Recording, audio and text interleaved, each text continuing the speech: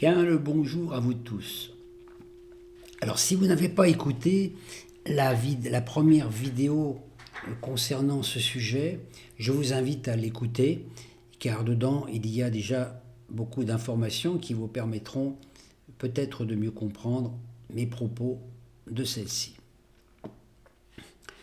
Le titre, comme je l'ai dit dans la première vidéo, La solitude ou l'art de vivre en couple avec soi, est un passage très important dans la vie, puisque dans la vie spirituelle, on passe par des phases de solitude, et même quand on est avec quelqu'un, on est toujours seul avec soi-même. Si vous êtes dans la tristesse intérieure, si votre âme est dans un état d'âme vibratoire de tristesse, vous faites déjà un couple avec cette tristesse, et où que vous alliez, même si vous allez dans une joyeuse réunion, festivité, vous êtes toujours seul avec vous-même. La même chose sur le plan physique, quand vous avez une douleur dans votre corps, vous l'emmenez partout avec vous, que ce soit en vacances, dans le désert, au travail, etc. Et personne ne peut régler ce problème à votre place. On peut compatir, mais c'est vous qui avez cette douleur, c'est vous qui la ressentez. Donc c'est important de prendre conscience que justement, on ne peut pas faire un couple harmonieux avec les autres tant qu'on ne fait pas un couple harmonieux avec soi. Donc on n'a pas réunifié ces deux polarités, le masculin, le féminin, en trouvant le juste équilibre, puisque les deux sont indissociables. L'un sans l'autre, on ne peut pas exister. Donc on a besoin aussi bien des émotions que des pensées, on a besoin du masculin et des féminins pour pouvoir être créateur. Donc on ne peut pas aimer le monde si on ne s'aime pas soi-même inconditionnellement. Le corps est notre compagnon de vie. Oh, il n'est pas toujours aimé de vivre en compagnie de soi-même, puisque les humeurs de l'un déteignent sur leur comportement et le vécu des autres. Parfois, on est amené à prendre la voie mystique, on s'engage dans un courant religieux ou humanitaire, on devient un dévot, on pratique la miséricorde en espérant atteindre le Graal ou l'amour universel. C'est le chemin du pilier droit, alchimique, menant de Vénus à Jupiter à Uranus.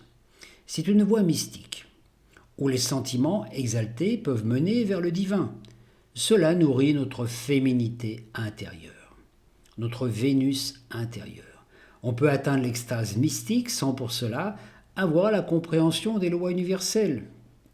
Mais il nous faudra revenir pour explorer l'autre voie. L'autre voie, c'est celle de la voie de la sagesse, de la rigueur, de la discipline. On étudie, on réfléchit, on fait des liens. On peut aussi atteindre la sagesse, la Sophia. Ce chemin nous fait passer par Mercure, Mars et Saturne.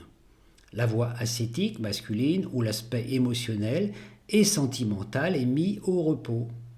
On s'isole, on devient sage, érudit, alchimiste, on sait tout de l'amour et des lois, mais notre corps ne ressent rien.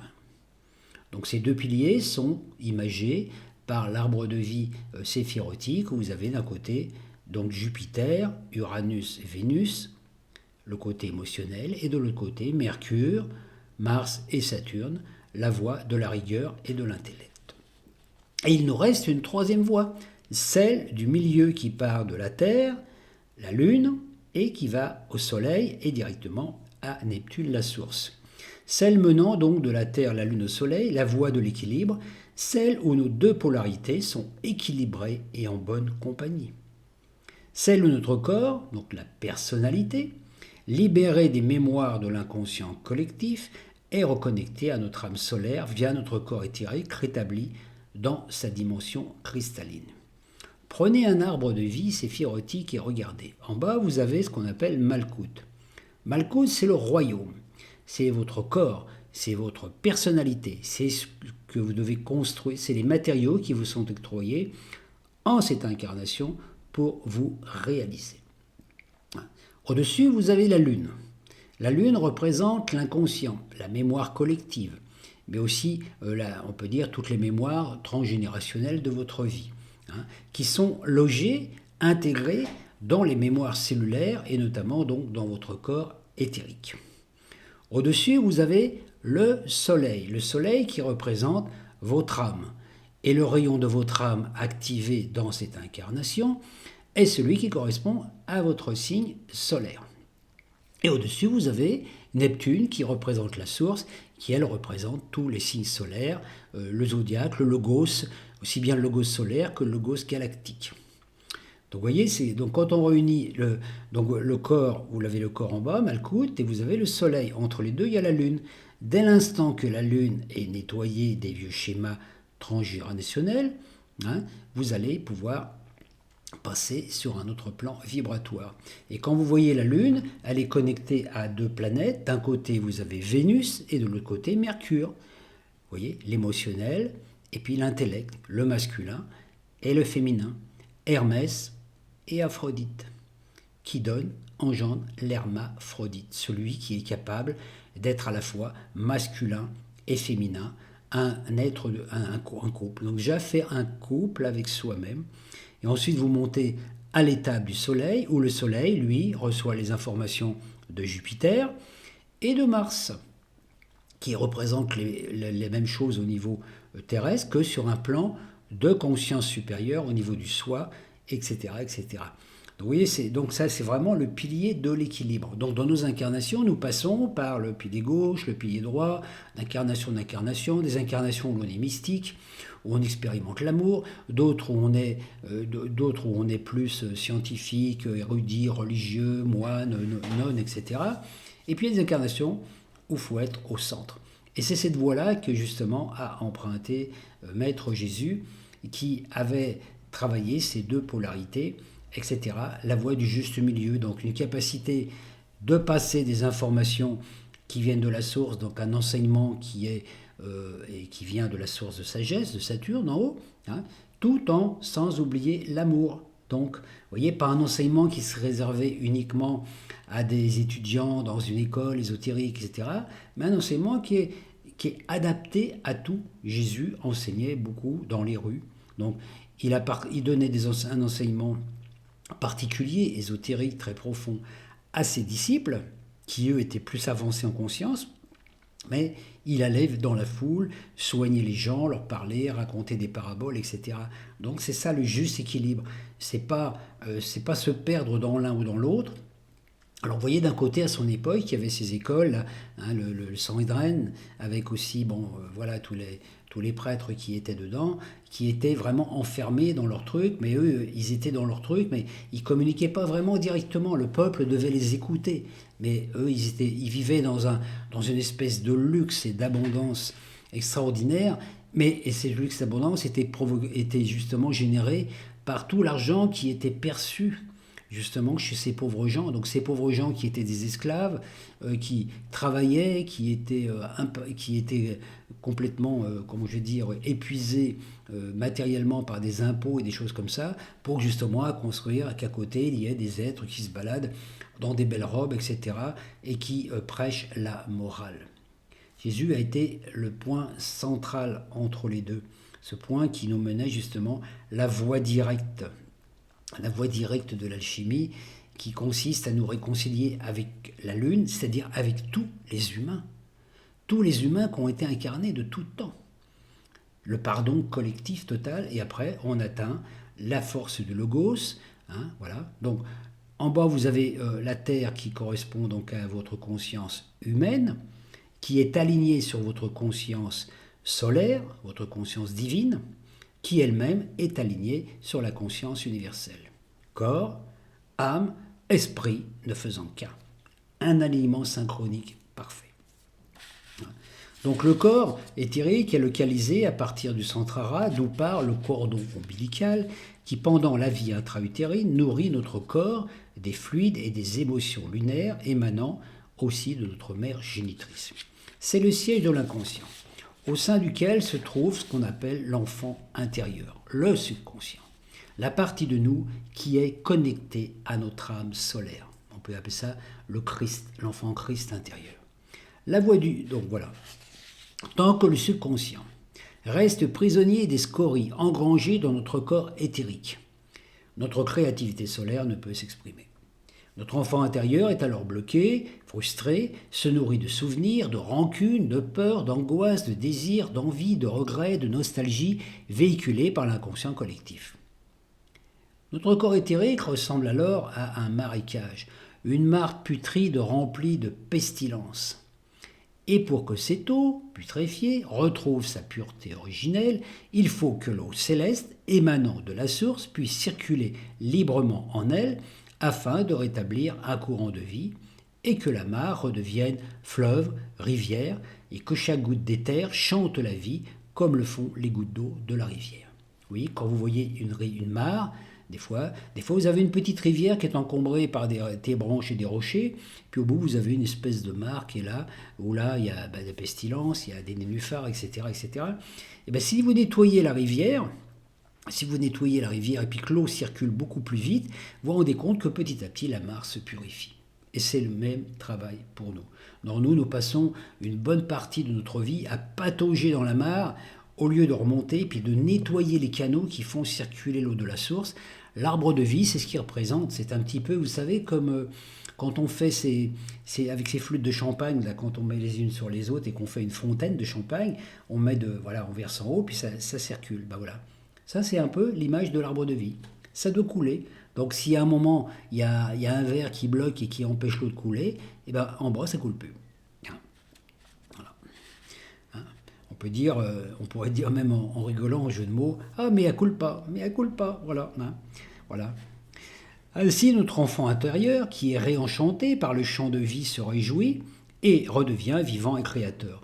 Notre subconscient est intimement lié à notre thymus, la glande très active, qui est située ici, qui pendant la croissance de notre fœtus et pendant les 7 premières années fonctionne à 100%. Pendant ce laps de temps, le sang du bébé que l'on est reste nucléé sur celui de notre mère génitrice. Pendant la période fœtale, notre embryon emmagasine les informations et les émotions ressenties par notre mère, les bonnes et les moins bonnes, et cela s'enregistre dans nos mémoires cellulaires. Le processus continue pendant les 7 premières années de vie, et ainsi tout ce que ressent notre mère nous touche quand on est enfant et inversement.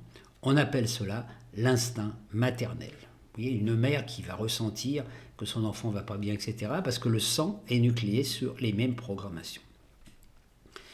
C'est là qu'on perçoit l'importance des états d'âme de notre mère génitrice. Si elle-même n'est pas libérée des scories transgénérationnelles héritées de sa filière familiale et de ses blessures antérieures non résolues, elle nous transmet cette banque mémoire. D'où l'importance de l'état émotionnel d'une maman enceinte, avant, pendant et après la grossesse. Avant d'enfanter, il serait donc judicieux de faire un travail de nettoyage intérieur, car cela facilite la venue au monde d'une âme qui est d'une belle âme. Dans le cas contraire, on attire une âme qui est chargée de problèmes identiques et le vécu sera plus difficile. Ainsi, une mère attire toujours une âme qui va porter un petit peu une partie de son fardeau. Donc elle va retrouver dans son enfant les mêmes problèmes qu'elle n'a pas résolus, comme s'il y avait une transmission. Donc des fois, elle peut transmettre aussi des dons, mais aussi des problématiques qu'elle-même a héritées de vies passées, etc., etc. Donc à partir de là, il y a une transmission de génération en génération de la même problématique. Et on peut dire que si on veut attirer une belle âme, l'idéal, ce serait de faire un travail de nettoyage spirituel avant. Autrement, on attire des âmes avec lesquelles on a des problèmes. On peut avoir, par exemple, un enfant handicapé, un enfant à problème, etc., qui nous oblige à travailler sur quelque chose qui, en fait, est effet miroir de quelque chose qui est à l'intérieur de nous. C'est notre propre handicap qui s'est manifesté par l'enfant. Ça ne veut pas dire qu'on est responsable, parce que l'âme qui a choisi cela, elle aussi a la même nettoyage à faire. C'est un nettoyage qui se fait en collectif. Donc dès l'instant que l'un des deux, l'enfant ou la mère, a réussi à libérer le traumatisme, les deux sont libérés. Quand vous vous libérez d'une charge émotionnelle transgénérationnelle dans votre corps, que votre corps a digéré, transmuté l'énergie, c'est toute votre lignée ascendante, parents, grands-parents et tout, qui sont libérés, et toute votre génération descendante. Alors que quand vous avez pas réglé un problème, vous le transmettez à vos enfants qui récupèrent le paquet cadeau. La voie du milieu permet de trouver le juste équilibre entre le masculin et le féminin, entre le mental et les émotions, entre le père et la mère intérieure. Alors, nous pouvons donner naissance à notre enfant intérieur, l'enfant Christ, qui nous mène vers le but final, l'androgyna, c'est-à-dire de vivre en couple harmonique avec nous-mêmes. Nous disposons alors d'un corps imprégné des vibrations de notre âme solaire, connecté à notre esprit source, corps, âme et esprit ne faisant qu'un. Et cette union ne peut se réaliser que par amour, pure énergie, force d'attraction. Vivre en bonne compagnie avec soi n'est guère une tâche aisée. On n'est pas à l'abri des scènes de ménage. Mais on ne peut y échapper car on ne peut vivre une relation d'amour avec autrui si on ne la vit pas avec soi-même.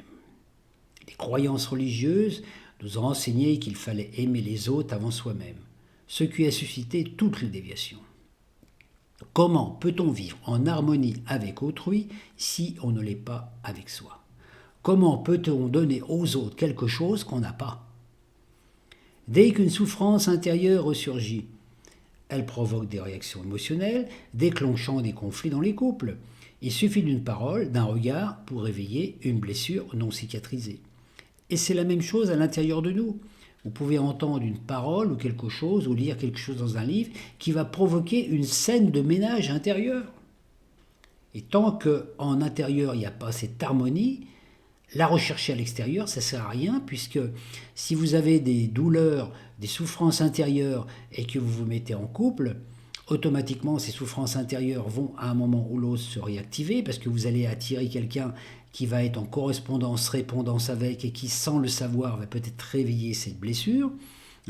Donc voilà, donc quelque part, le couple va vous obliger à régler cette problématique que vous avez avec vous-même.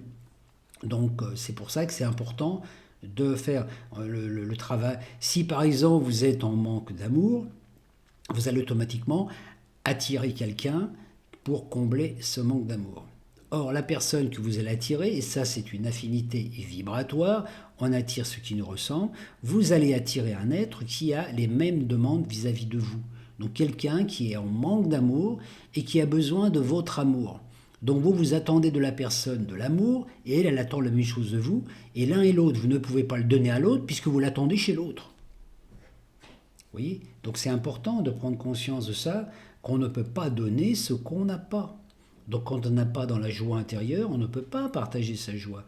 Quand on n'est pas dans l'amour, on ne peut pas parler d'amour. Un peu la même chose, quand on n'a pas d'argent, on ne peut pas en donner aux autres.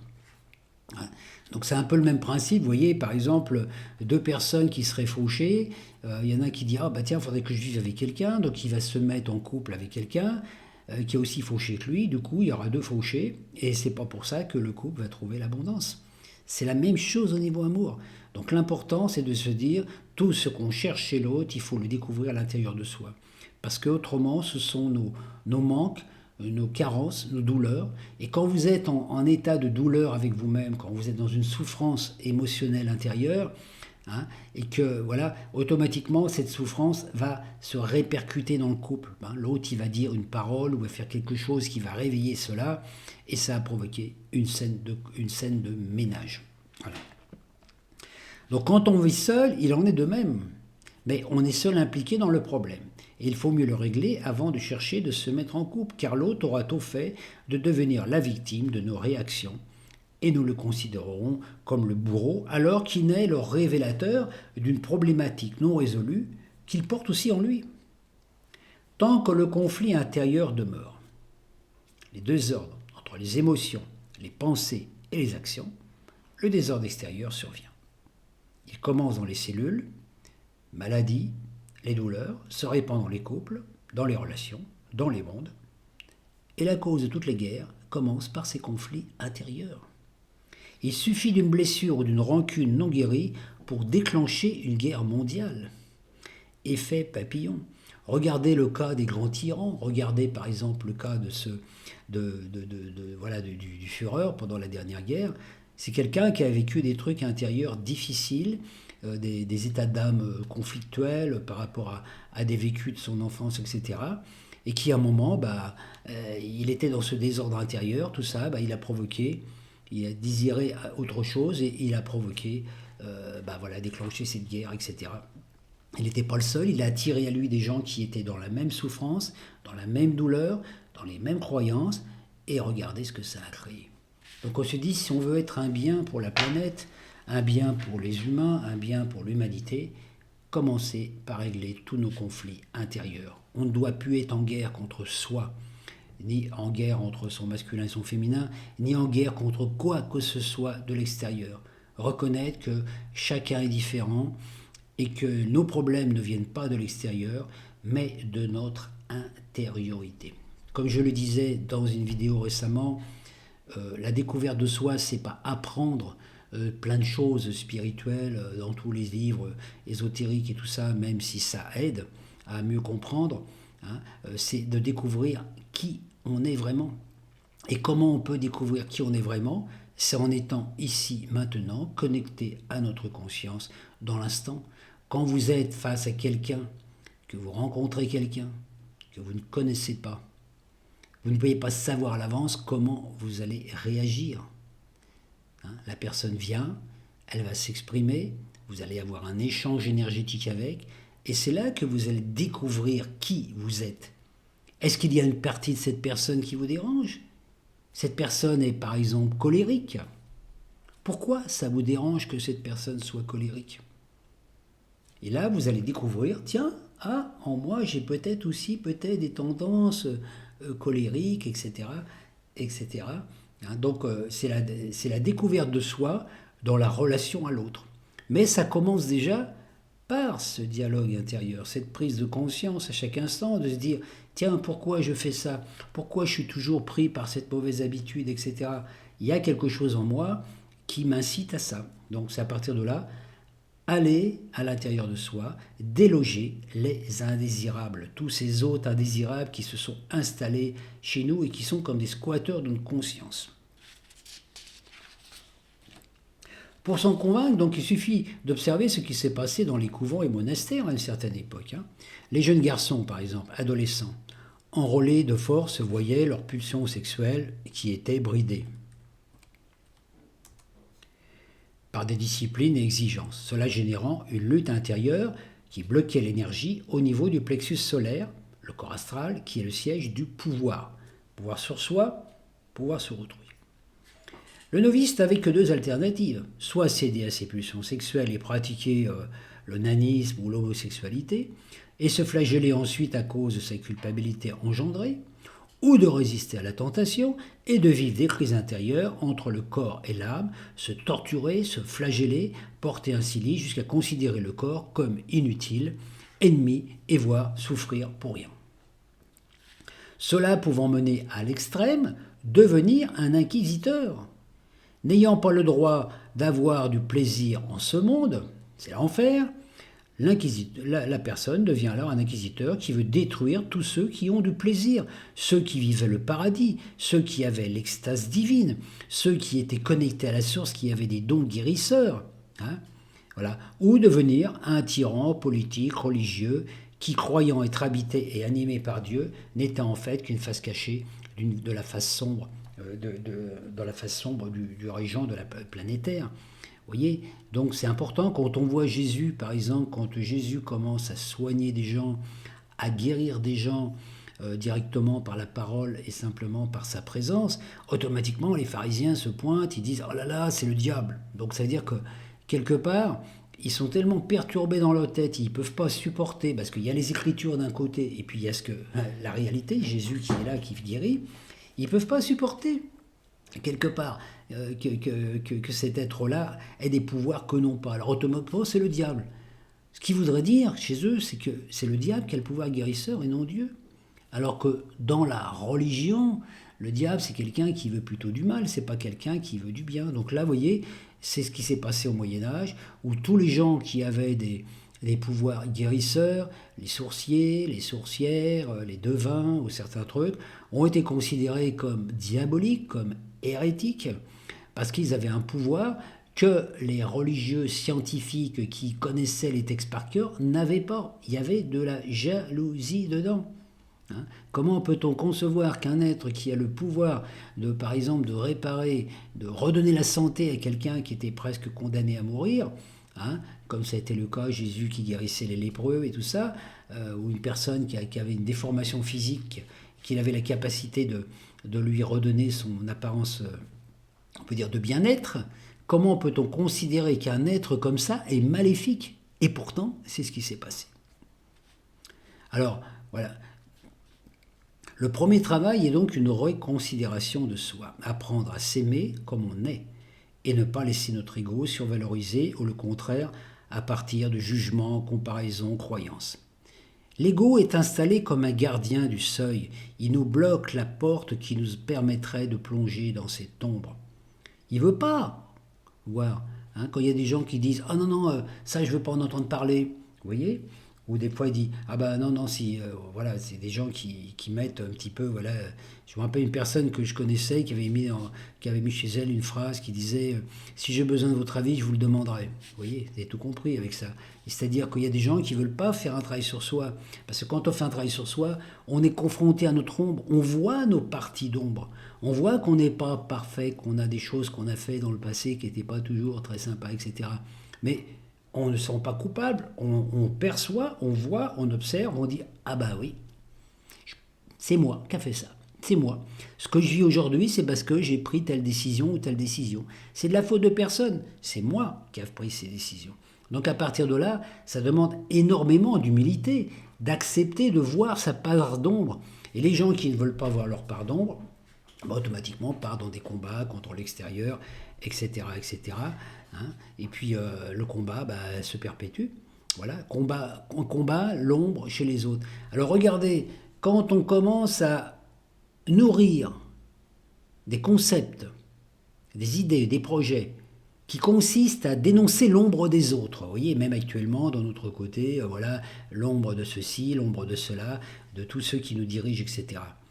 On est complètement concentré sur l'ombre des autres, on la nourrit puisqu'on reconnaît qu'elle existe, hein, donc on les enferme un petit peu dans l'ombre, et au lieu de travailler sur sa propre ombre, là, ce qu'on devrait prendre conscience, c'est pourquoi l'ombre de cet être qui dirige, qui me paraît maléfique, pourquoi ça me dérange moi à l'intérieur? Parce que j'ai une part d'ombre pareille.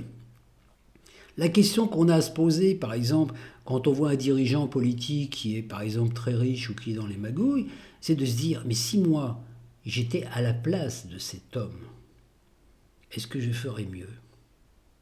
Et c'est là qu'est notre questionnement. C'est là, et la plupart du temps, on se rend compte que mieux. On peut critiquer tout ce qui ne va pas, mais on n'a pas les solutions pour apporter des choses qui vaillent bien. Et la plupart du temps, on se dit, si moi, vous voyez par exemple une personne pauvre qui peut critiquer un président ou un riche, pourrait se poser la question, pourquoi moi je ne suis pas riche alors que lui il est devenu riche? C'est quelque chose qui est possible. Bon, il y a toutes des circonstances de vie, karmiques, etc., naturellement. Mais quand même, la question à se poser, c'est ça. En se disant, bah oui, si moi j'étais né dans la richesse et que j'étais quelqu'un de riche, est-ce que je serais quelqu'un de bon, de généreux, etc. Alors naturellement, quand vous posez cette question-là, il y a tout de suite l'ego qui répond « Ah oui, parce que toi, tu es quelqu'un de gentil, etc. Tu as toujours été dans la compassion, dans l'amour des autres, dans l'écoute de ceux qui étaient pauvres. » Oui, mais pourquoi tu étais dans l'écoute de ceux qui étaient pauvres? Parce que toi-même tu y étais. Si tu étais né dans un milieu riche, tu ne serais peut-être pas intéressé aux pauvres. Donc voilà, et la reconsidération de soi, c'est ça. Oser voir sa part d'ombre au lieu de partir en croisade contre l'ombre des autres. C'est ça qui est important. Hein, parce que c'est ça qui va nettoyer. Donc accepter d'avoir des indésirables à l'intérieur de nous, accepter de voir. Et celui qui vous empêche de voir l'ombre de vous-même, c'est l'ego. L'ego, il dit non, non, moi, tout est parfait pour moi, il n'y a pas de problème. Moi, j'ai pas de problème, c'est toi qui as des problèmes. Hein? Quand vous entendez des gens qui disent « Ah, moi, j'ai pas de problème, c'est toi qui as des problèmes », vous dites quelque chose à quelqu'un, et puis la personne se met en colère, et puis après, elle vous dit « Ah bah oui, mais moi, j'ai pas de problème, c'est parce que c'est toi qui vas pas bien. » Vous voyez, le renvoi, on se renvoie la balle. Ça sert absolument à rien qu'à s'enfermer. Donc tant qu'on cherche à l'extérieur l'amour, la reconnaissance ou même le coupable, la considération sociale, on ne peut trouver la plénitude intérieure. On peut devenir une star adulée par un public, vivant des amours compensatoires et se retrouver tout seul dans sa loge le soir sans aimer qui on est vraiment. On n'aime que le personnage qu'on a créé qui est sur la scène. On met un costume de scène, on revêt un personnage et il finit par nous remplacer. Sans lui, on ne se sent pas vivant. On ne s'aime pas. Regardez dans le piège dans lequel tombent de nombreuses vedettes. Des vedettes, par exemple, qui voient des gens, des stars de la scène, du showbiz, du cinéma, qui d'un seul coup se mettent en avant, là, ils sont connus, etc., ils ont du succès, etc. Et quand vous êtes sur la scène, c'est déjà une étape, mais ce n'est pas le but, parce que ce qu'il faut faire, c'est ensuite pour y rester sur la scène. Vous pouvez très bien avoir le succès avec un spectacle, une chanson, puis après, le public vous oublie. Et regardez les grands artistes qui ont connu le succès et qui d'un seul coup se retrouvent relégués parce qu'il y a une nouvelle génération qui arrive et puis qui vire tous les anciens. Qu'est-ce qui se passe? Ces gens-là, ils tombent dans la déprime, la dépression, la drogue, l'alcool, etc. Parce que le personnage qu'ils avaient créé, ce clone d'eux-mêmes qu'ils avaient mis sur la scène, qui montrait des parties d'eux qu'ils auraient voulu aimer être, mais qui ne sont pas. Hein, la plupart du temps, quand une personne est sur scène et qu'elle fait son grand show, son business, elle joue des personnages qui sont dans son imaginaire. Elle peut s'imaginer être un héros, être une grande star, etc., etc. Mais derrière, quand elle se retrouve toute seule avec elle-même, la personne, elle se rend compte qu'en fait tout ça c'est du pipeau. Ça ne change pas. Elle a de la joie quand elle est sur scène. Alors comme elle ne peut pas vivre en dehors de la scène, la personne, elle est toujours sur la scène. C'est pour ça que vous voyez des acteurs, par exemple, comme par exemple Johnny, bon, qui est plus de ce monde, paix à son âme, qui n'a jamais pu arrêter de chanter. Jamais pu, parce qu'il existait en tant que Johnny Hallyday, mais le vrai personnage, le vrai Johnny, le vrai Jean-Philippe Smet qu'il était à l'origine, où était-il, lui? Il était relégué complètement, il n'existait plus. Donc s'il arrêtait de chanter, il se retrouvait en face avec lui-même, face avec Jean-Philippe Smet, ce personnage voilà, qu'il était. Et puis à partir de là, non, il peut pas se contenter d'être ça. Donc toute son énergie était orientée vers la nourriture du personnage extérieur. Et ça, il faut faire très attention, parce que même actuellement, c'est la même chose qui peut nous arriver sur le plan spirituel. On peut nourrir un clone de nous-mêmes et en même temps, alors ça n'empêche pas, parce qu'il faut faire les choses. Hein, voilà, on nourrit un clone. Moi, je peux dire qu'en faisant des vidéos, je nourris un clone de moi-même. C'est une évidence. C'est une évidence, puisque vous connaissez que mon visage, ma voix, par l'intermédiaire aux vidéos, etc. Mais toujours se remettre en question, de dire, tiens, sans ce personnage que j'ai créé, qui parle sur YouTube ou sur Facebook, qui suis-je? Est-ce que je m'aime vraiment? Est-ce que je suis vraiment en accord avec moi-même? Alors je suis en accord avec tout ce que j'exprime, tout ce que je partage avec vous dans ces vidéos, mais intérieurement, je me rends bien compte qu'il y a des choses que je n'ai pas encore totalement réalisées, que je ne m'aime pas inconditionnellement, c'est une évidence. Il y a des parties de moi que j'aime pas encore trop, donc je suis un peu dans ce dialogue intérieur, je m'engueule avec moi-même, etc., etc. Mais je suis quand même conscient du processus de façon à ne pas donner trop d'importance au personnage extérieur, parce que si ce personnage extérieur venait à ne plus exister, imaginez que demain il n'y ait plus de réseaux sociaux, qu'est-ce qui va rester? Moi. Et moi, est-ce que je suis vraiment en accord vibratoire avec ce personnage que vous voyez qui est en train de vous parler pour l'instant? C'est mon questionnement. Je me pose la question tous les jours et je sais attention, mais comme tout le monde, je me fais piéger des fois, dire ah, attention, tu n'es pas que ce personnage médiatique qui parle ou qui a écrit un livre ou qui est connu sur les médias. C'est dans ma vie quotidienne, est-ce que je suis en accord parfait avec moi-même? Et c'est là que je dois explorer mes pardons pour les enlever, pour enlever les indésirables qui, à mon insu, se sont encore incrustés en moi. Donc vous voyez, la star, elle a toujours peur de perdre sa notoriété, son public, son audience. Elle ne vit que par son costume. Il ne peut pas ouvrir la porte qui lui permettrait de voir qui elle est vraiment. Constater, voir, sans jugement, simplement, ah ouais, c'est vrai, il est pas mal ton costume. Alors regardez, ce qui est intéressant, c'est que dans notre langage humain, une fois je regardais une personne qui, par exemple, une femme qui avait mis une belle robe, une superbe robe, etc. Donc on va dans un groupe, elle rencontre des amis, ils me disent « Oh, elle est super belle ta robe ». Les gens ne lui ont pas dit « Cette robe te va bien, elle te met en valeur, elle est belle ta robe ». Et quand on vous dit ça, quand vous mettez un beau costume, une belle chemise, etc., ou une belle robe, quand on vous dit « Elle est belle ta robe », bah reléguez, regardez pour qui on vous prend. Pour un porte-manteau, rien de plus. On n'en a rien à faire de vous, c'est la robe qui est belle, c'est le costume qui est beau. Vous voyez, donc le manque d'amour de soi se répand comme un virus autour de nous. Combien de stars qui ont été réputées sympathiques démontrent le contraire une fois qu'elles sont sorties de scène. Il y en a combien aussi des stars qui dépriment, qui boivent, se droguer, boire de l'alcool, etc., pour être vraiment sur scène. Donc il y a des gens, par exemple, qui font de la scène. Bon, je ne critique personne, mais je sais qu'il y a des stars d'Hollywood ou autres, ou même en France, voilà, avant de monter sur scène, ils ont besoin de se shooter, hop, un petit rail, etc., ou de l'alcool, etc. Et puis une fois qu'ils sont sur scène, tatatiti, puis après ils retournent. Et puis là, ils se retrouvent face à eux-mêmes. Bon, et pour retourner sur la scène, il faut reprendre un petit peu un rail, parce qu'autrement, on ne suit pas. Vous voyez, ça, c'est la même chose dans le domaine des stars. Alors, dans le domaine de la région, j'en sais rien, mais dans le domaine de la politique, c'est aussi pareil.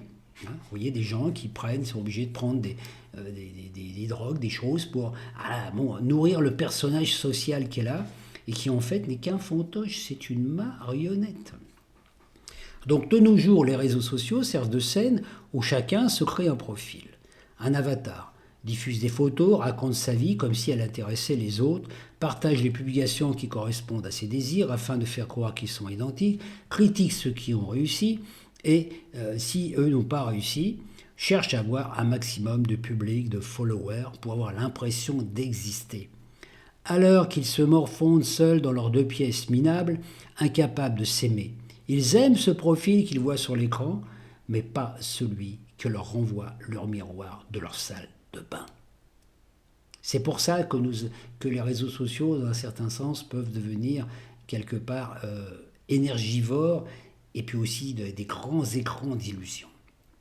Ces réseaux sont des miroirs aux alouettes. On pose, on met ses meilleures photos, on cherche à se caser via un site de rencontre en mettant sa meilleure photo, voire une photo truquée. Et pour avoir des réponses, on écrit des mensonges sur soi, on doit se définir. On pense que les autres vont s'intéresser à nous alors qu'ils sont comme nous. Ils n'ont rien à faire de nous, ils ne veulent que se caser. Ils ont suffisamment de problèmes sans avoir à s'occuper des nôtres. Vous voyez, quand on raconte tous ces malheurs sur Facebook, etc., tout ça, bah oui, d'accord, mais on croit que les gens vont compatir. Mais les gens, ils sont déjà pleins de leurs problèmes. Ils n'ont pas envie d'avoir les problèmes des autres. Donc, au lieu de critiquer ce qui ne va pas chez les autres, de les juger selon l'apparence, ou de les critiquer parce qu'ils sont riches et qu'on ne l'est pas, il serait plus judicieux de se poser les vraies questions. Qu'est-ce qui ne va pas en moi? Qu'est-ce qui bloque? Qu'est-ce qui fait que je n'ai pas réussi? Qu'est-ce que je n'aime pas en moi? Il faut du courage pour entrer dans cette ombre et de l'humilité, car ce qu'on découvre peut nous perturber. Dans un premier temps, on découvre qu'on est responsable de tout ce qui nous est arrivé. Tout vient de nos choix, de nos décisions, de cette vie et d'autres personnes. Et personne ne peut dire « je suis à notre place ». Mais être responsable ne veut pas dire être coupable. La vie n'est qu'une suite d'expériences révélatrices de découvertes de soi. La culpabilité et le jugement ne sont que des outils pernicieux bien utilisés par les manipulateurs, que ce soit politiques ou religieux, qui ainsi continuent à nous contrôler. Diviser pour régner, c'est l'adage. Mais cette division commence à l'intérieur, entre masculin et féminin, entre mental et émotion, entre ressenti et désir. Nous avons tous à l'intérieur de nous un juge, un inquisiteur, un petit gris, un saboteur. Et tant que notre ego tyrannique, lui, garde la porte et puis ferme les yeux parce qu'il ne veut rien voir, on reste dans la prison, dans l'enfer qui nous éloigne de l'amour. Il faut prendre conscience que l'ego a son rôle, puisque son rôle c'est de protéger aussi la personnalité, le corps, mais l'ego, il est complètement aveugle, il est complètement aveuglé par ces vieux programmes. C'est un vieux, on peut dire, c'est comme un vieux personnage qui est complètement largué complètement dans le temps. L'amour vient de la source, et c'est notre nature originelle. Et la source est omniprésente. Nous baignons en elle et elle est en nous. Elle est l'origine, le moyen et le but. S'aimer soi-même inconditionnellement est la phase indispensable avant de vouloir aimer les autres. Quand on atteint ce point, on vit en paix avec soi, en bonne compagnie de soi. Notre âme et nos corps forment un couple harmonieux. On est libéré de l'illusion, on n'a plus besoin de rien d'autre, on rayonne. Alors on attire à soi ceux qui vivent la même expérience et on leur donne quelques conseils judicieux pour qu'ils apprennent à retrouver l'amour de soi inconditionnel pour expérimenter toutes les formes de l'amour humain, amical, fraternel, universel, c'est-à-dire l'essence même du Créateur, Père, Mère. Un petit coup de bol de cristal pour terminer ce partage.